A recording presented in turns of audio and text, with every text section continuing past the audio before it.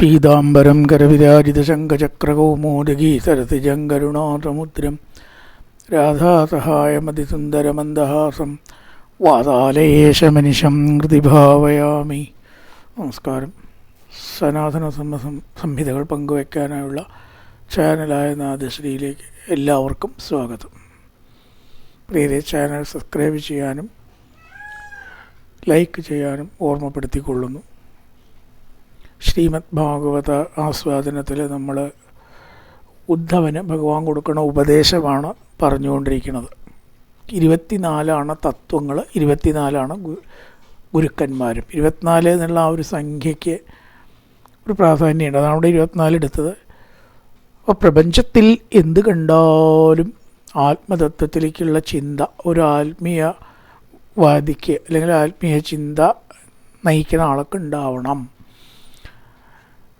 ഈ ഏകാദശ സ്കന്ധത്തിലത്തെ 31 അധ്യായങ്ങളുടെ പ്രതിപാദ്യ വിഷയം തന്നെ മുക്തിയാണ്. മുക്തി എന്ന് പറയുന്നതാവട്ടെ മരിച്ചാൽ നമുക്ക് കിട്ടുന്ന ഒരു വസ്തു മാത്രം അല്ല. മരിച്ചു കഴിഞ്ഞാൽ കയ്യിലെടുത്ത് കിട്ടുന്ന ഒരു വസ്തുവാണ് മുക്തി എന്നാണ് ചിലരുടെ വിചാരം. ചിലർക്കെങ്കിലും അങ്ങനെ വിചാരമുണ്ട്. അങ്ങനെയല്ല. മുക്തി ഏകദേശം സമാധിക്ക് തുല്യമാണെന്ന് ചിലർ പറയണു. ശരിയാണ്. സമാധിയോ ഈ ചിരിക്കുമ്പോൾ ഉണ്ടാവുന്ന അവസ്ഥയാണ്. ഒരാൾ സമാധിയായി നമ്മൾ വിചാരിച്ചത്, ചിലരുടെ വിചാരം അയാൾ മരിച്ചു എന്നാണ്. ഒരാളിപ്പോൾ കളിയാക്കിയിട്ട് എന്താ സമാധിയായോ പക്ഷേ അയാൾ മരിച്ചോ എന്ന് ചോദിക്കണതിന് തുല്യ തെറ്റായിട്ടുള്ള ധാരണയത്. ജീവിച്ച് ഇരിക്കുമ്പോൾ അനുഭവിക്കുന്ന ഒരവസ്ഥയാണ് എന്ത് സമാധി. അതെപ്പോഴൊന്നും ഉണ്ടാവില്ല. രാമകൃഷ്ണ പരമഹംസർ സമാധിയിലിരിക്കുമ്പോൾ എന്നൊരുപാട് ഉദാഹരണ കഥകൾ നമ്മൾ കേട്ടിട്ടുണ്ട്. സമാധിയിലിരിക്കുമ്പോൾ എന്ന് പറഞ്ഞാൽ എന്താ, കുറച്ച് കഴിഞ്ഞാൽ സമാധി ഇല്ലാണ്ടാവുന്നുണ്ട്, വീണ്ടും അദ്ദേഹം ജീവിക്കുന്നു. അപ്പോൾ മരണമല്ല സമാധി, അതുതന്നെയാണ് ഇവിടെ ജീവൻ മുക്തി. ജീവിച്ചിരിക്കുമ്പോൾ അനുഭവിക്കുന്ന ഒരു സ്വസ്ഥാവസ്ഥ, സ്വസ്ഥമായിട്ടുള്ള അവസ്ഥ, യാതൊരുവിധ അസ്വസ്ഥതകളും മനസ്സിനെ അലട്ടാതെ താൻ വിശ്വസിക്കുന്ന ആ ഈശ്വരഭാവത്തിൽ വർത്തിക്കുന്നതിനെയാണ് ശരിക്കും ജീവൻ മുക്താവസ്ഥ എന്ന് പറയാം, മരണശേഷമല്ലാതെ. അതിനെ പ്രതിപാദിക്കാനാണ് പ്രപഞ്ചത്തിൽ എന്ത് കാണുമ്പോഴും ഈശ്വരനെ ഓർക്കണം എന്ന് 24 കാര്യങ്ങളെ പറഞ്ഞു കൊടുത്തത്. ഇനി അടുത്തതായിട്ട് ഭഗവാൻ ചില സാമാന്യ വസ്തുതകൾ ഒരധ്യായത്തിൽ പറയുകയാണ്. ഈ ജീവൻ മുക്താവസ്ഥയിലേക്ക് എത്തിക്കേണ്ട കാര്യങ്ങളാണ് ഇവിടുന്ന് അങ്ങോട്ട് പറയണതെല്ലാം. എങ്ങനെയായാൽ ജീവൻ മുക്തനാവാം, എങ്ങനെയാവാം ജീവൻ മുക്തനാവാം, എങ്ങനെയായാൽ ജീവൻ മുക്തനാവാം, എങ്ങനെ അല്ലാണ്ട് ആയാൽ ജീവൻ മുക്തനാവാം, എങ്ങനെയായാൽ ജീവൻ മുക്തനാവില്ല. ഇതൊക്കെ എന്നെ പറയുന്ന ഒറ്റ വിഷയമാണ്, ഈ ഒരൊറ്റ കാര്യം. അത് പല വിധത്തിലിങ്ങനെ പറഞ്ഞുകൊണ്ടിരുന്നു. ഇത്രയേ ഉള്ളൂ. ഈ 10ാമത്തെ അധ്യായം, അതായത് തൊട്ടടുത്തതായിട്ടുള്ള അധ്യായത്തിൽ പറയണത് നമ്മൾ ഈ ജീവൻ മുക്താവസ്ഥയിലേക്ക് എങ്ങനെയൊക്കെയാണ് എത്തുക. എല്ലാവിധ നിയമങ്ങളും അനുഷ്ഠാനങ്ങളും ആചാരങ്ങളും പണ്ട് വെച്ചിരിക്കുന്നത് ഈ ജീവൻ മുക്താവസ്ഥയെ ലക്ഷ്യമാക്കിയിട്ടാണ്. കഷ്ടകാലത്തിനോ നിർഭാഗ്യവശാലോ പലരും ആ ലക്ഷ്യത്തെ മറന്ന് മാർഗത്തിൽ തന്നെ പിടിച്ച് നിൽക്കുകയാണ് എന്നാണ് അറിവുള്ളവർ പറയണത്. ലക്ഷ്യം മറന്നിട്ട് മാർഗത്തിൽ പിടിക്കരുത്. എപ്പോഴും പ്രധാന ലക്ഷ്യം തന്നെയാണ്, അംശമൊന്നുമില്ല. അതിനു വേണ്ടിയാണ് മാർഗങ്ങൾ.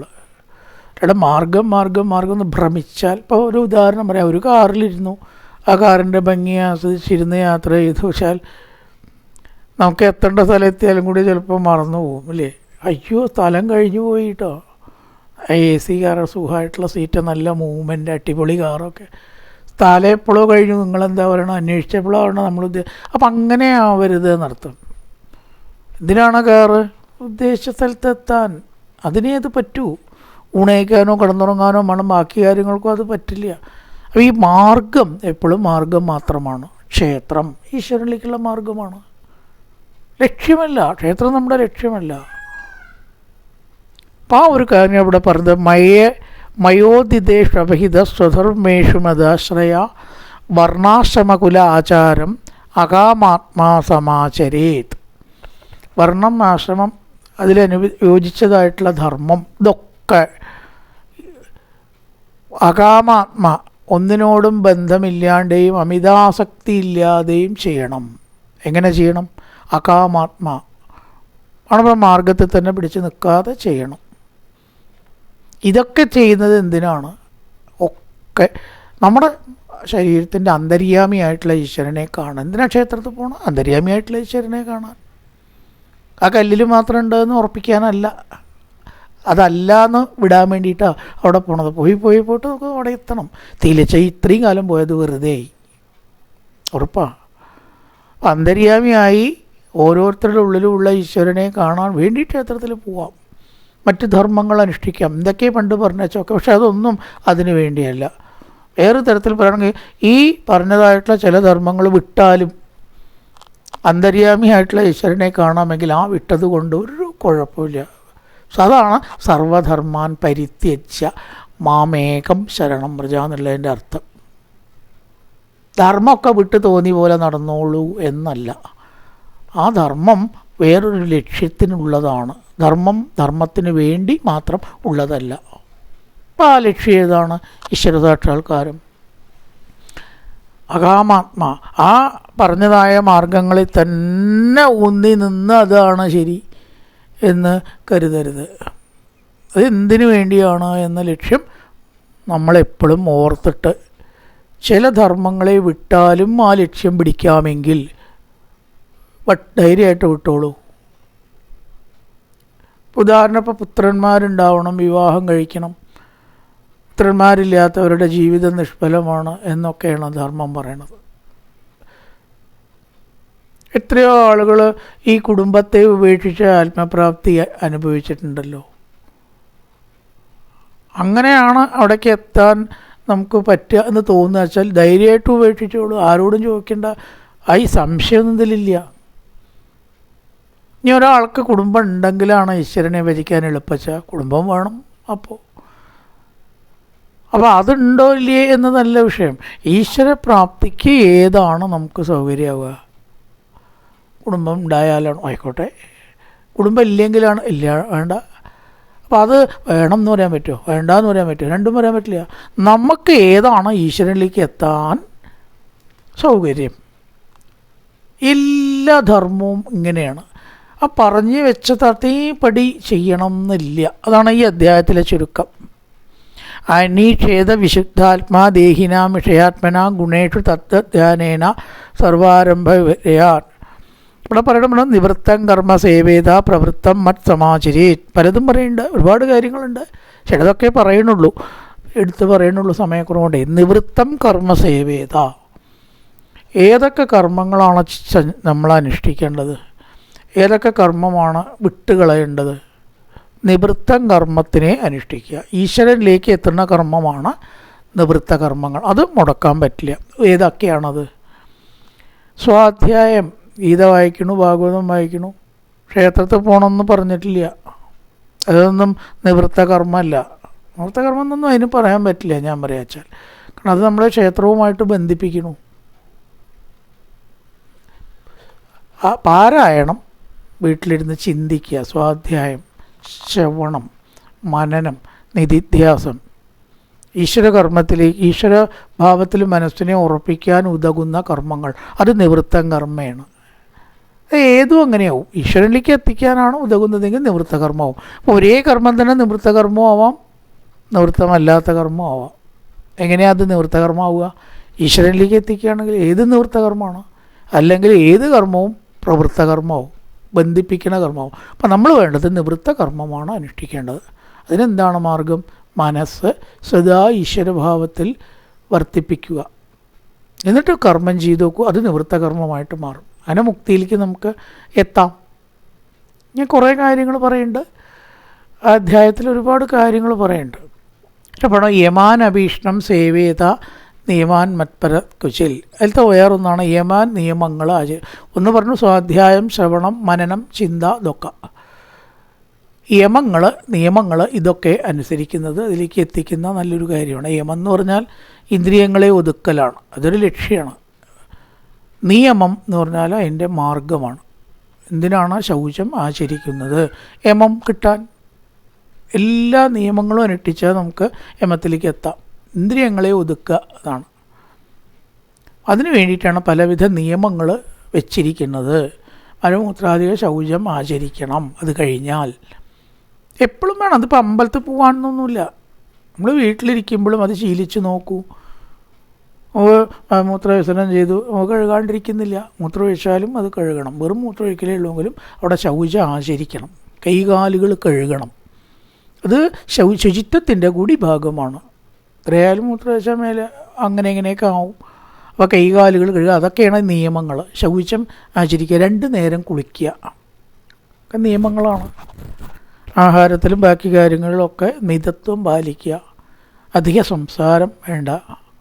സന്ധ്യകളെ ബഹുമാനിക്കുക.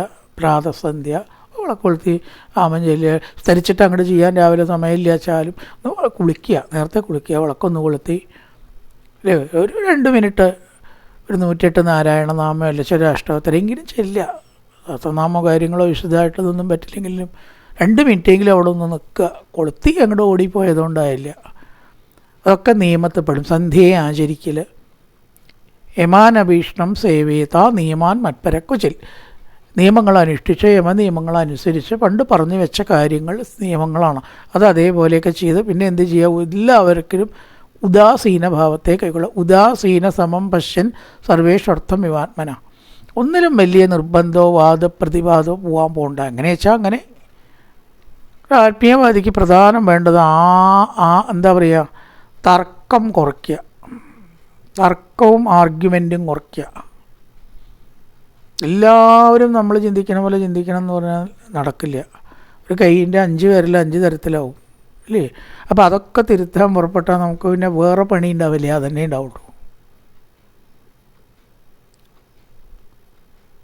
അത് കൊണ്ട് എല്ലാവരെയും വിമർശിക്കാനും സൂക്ഷ്മമായിട്ട് നിരീക്ഷിക്കാനും പുറപ്പെടുന്നതിന് പകരം അവനവനെ ഒന്ന് നിരീക്ഷിക്കുക. നമ്മുടെ എന്തൊക്കെ ഉണ്ട്, എത്ര തെറ്റുന്ന അബദ്ധവും നമ്മുടെ ഉണ്ടാവാം, ഒരുപടി ഉണ്ടാവാം. അത് തിരുത്താൻ നിൽക്കുക. ആത്മവിമർശനം എന്ന് പറയുന്നത് അവനവനെ വിമർശിച്ച് നോക്കൂ. പിന്നെ നമ്മൾ വേറെ ആളെ വിമർശിക്കില്ല. എന്താ കാരണം? നമ്മളിൽ തന്നെ ഒരുപാട് കുറവുകളും പരിമിതികളും ഉണ്ട്.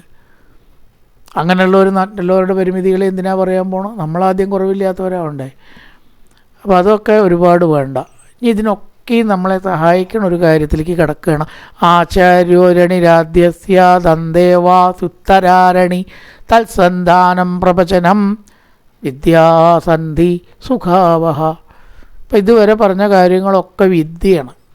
ഒരു ചെറിയ അറിവിൻ്റെ ഭാഗമായിട്ടൊക്കെ അത് മറ്റുള്ളവരെ വിമർശിക്കാതിരിക്കുക. നിവൃത്തം കർമ്മത്തെ സേവിക്കുക. ബന്ധിപ്പിക്കുന്ന കർമ്മങ്ങൾ കുറേശ്ശെ വിട്ടുകളയുക. അവനവൻ്റെ വിമർശനം ഉണ്ടാവുക. ലക്ഷ്യത്തിൽ പിടിക്കുക. മാർഗത്തിനോ അമിത പ്രാധാന്യം കൊടുക്കാതിരിക്കുക. ഇതൊക്കെയാണല്ലോ ഇപ്പോൾ ഇതുവരെ പറഞ്ഞ കാര്യങ്ങൾ. ഇതൊക്കെ നമുക്ക് കുറേയും കൂടി ഉറപ്പിക്കാനും പ്രായോഗികമാക്കാനും എന്താണ് വേണ്ടത്? അതിനൊരു മാർഗം പറഞ്ഞിരിക്കുകയാണ്. ഇപ്പോൾ കാര്യങ്ങൾ പറഞ്ഞു അതിലേക്ക് എത്താൻ നല്ലൊരു ഗുരുനാഥനെ സ്വീകരിക്കുക. ആത്മീയത്തിൽ ഈ ഗുരു വളരെ വേണം. വളരെ പ്രധാനപ്പെട്ട ഒരു സംഗതി. അപ്പം അതിൻ്റേതായിട്ടുള്ള ഗുണം അനുഭവിച്ചവർക്കൊക്കെ അതറിയാം.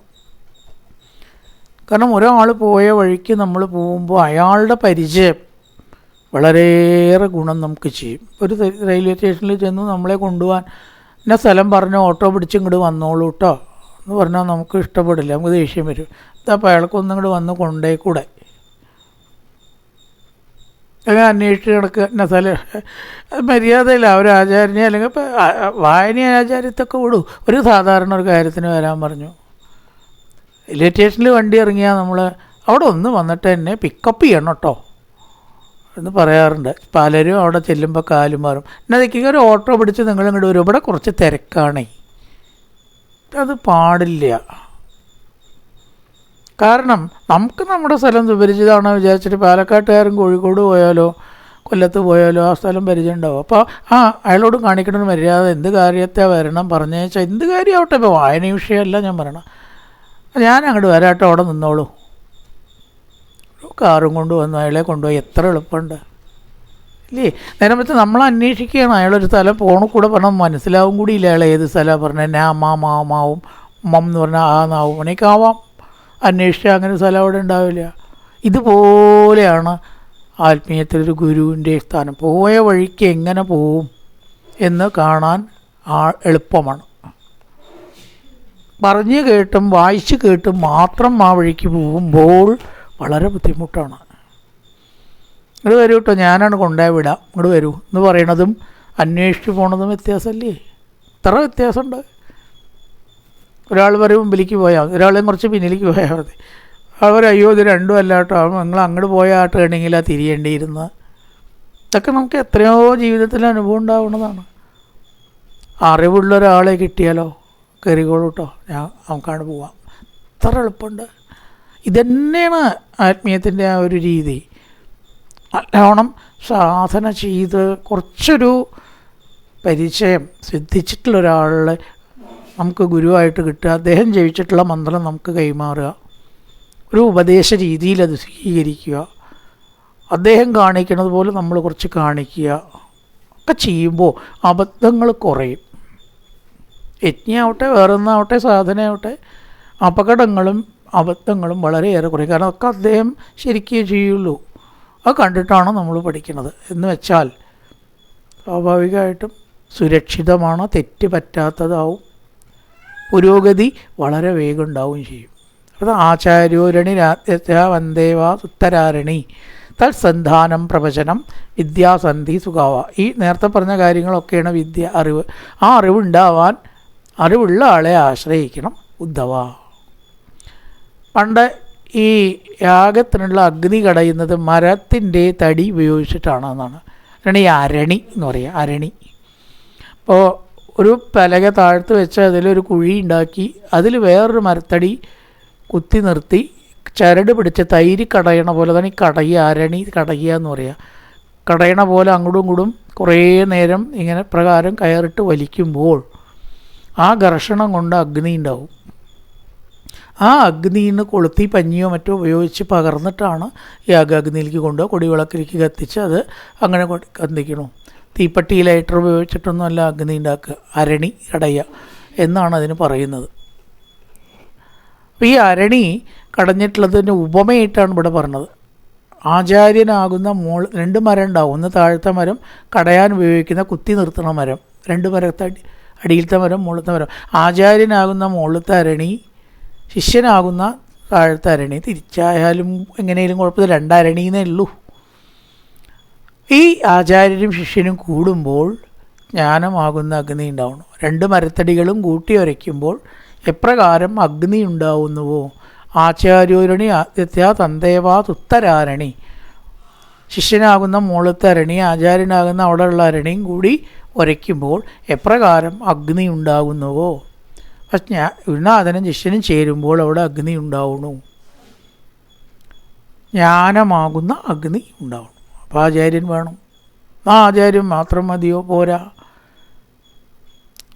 ആചാര്യാത് പാദമാദത്തെ ചേട്ടൻ ഇങ്ങനെ പറഞ്ഞിട്ടൊരു ശ്ലോകമുണ്ട്. അതിൽ പകുതി കാൽഭാഗം എത്ര ആചാര്യന് റോളുള്ളൂ? കാൽഭാഗം തൻ്റെ ശിഷ്യൻ സ്വയം ഉണ്ടാക്കണം. കാൽഭാഗം കൂടെയുള്ളവരോട് ചോദിച്ചാൽ അവരിൽ നിന്ന് എടുക്കണം.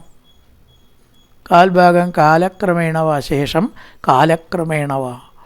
തന്നെ നമ്മുടെ പരിചയം കൊണ്ടാണ് ഉണ്ടാവുന്നത്. അത് വേറെ ആരും തരാൻ പറ്റില്ല.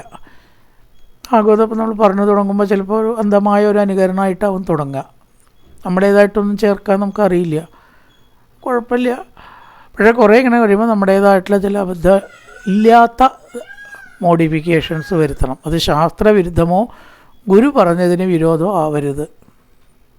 ഗുരു പറഞ്ഞതിന് ഘടകവിരുദ്ധമാവുക, ശാസ്ത്രവിരുദ്ധമാവുക, അങ്ങനെ അല്ലാത്ത മോഡിഫിക്കേഷൻസ്, പരിഷ്കാരങ്ങൾ തീർച്ചയായിട്ടും വരുത്താം. അതിൽ തെറ്റൊന്നുമില്ല. അതാണ് സ്വന്തം അനുഭവം കൊണ്ടേ അതുണ്ടാവുള്ളൂ. കുറേ നടത്തുമ്പോൾ നമ്മുടേതായ ഒരു ശൈലി ഉരുത്തിരിഞ്ഞ് വരും. പലരും പറഞ്ഞത് നമ്മൾ കേൾക്കുകയും ചെയ്യും ഇല്ലേ? അതാണ് ബ്രഹ്മചാരികളിൽ നിന്ന് കിട്ടുന്നു.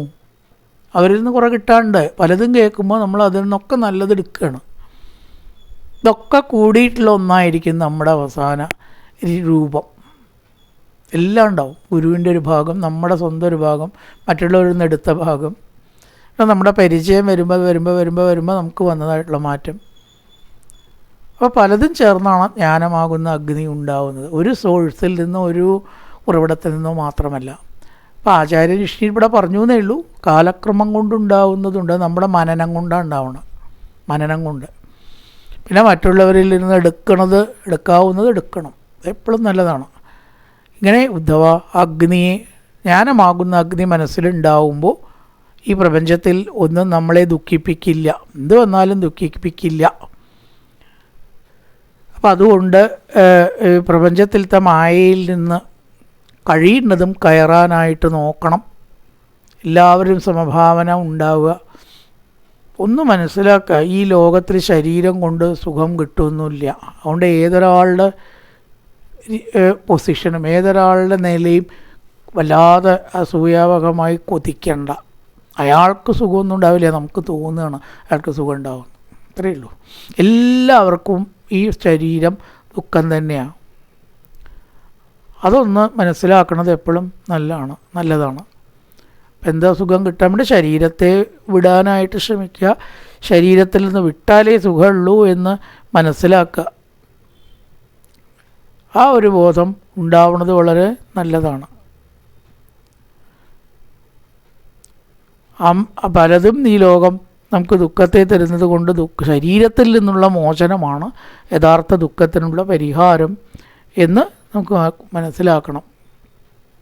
പിന്നെ ദേഹിനാം സുഖം കഞ്ചിൽ, ദേഹികൾക്ക് സുഖം എന്ന് പറയുന്ന ഒന്നില്ല.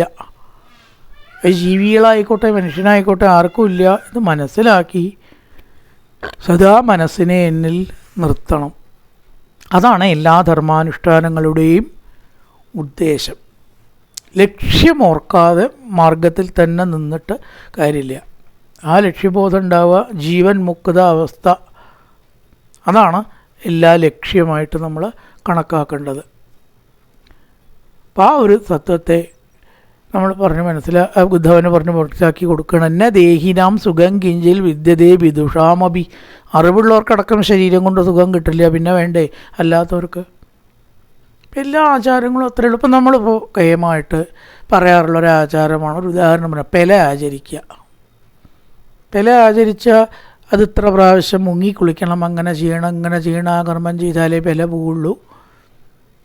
ഒരു കാലത്ത് ഈ പെല പോയാൽ ഈ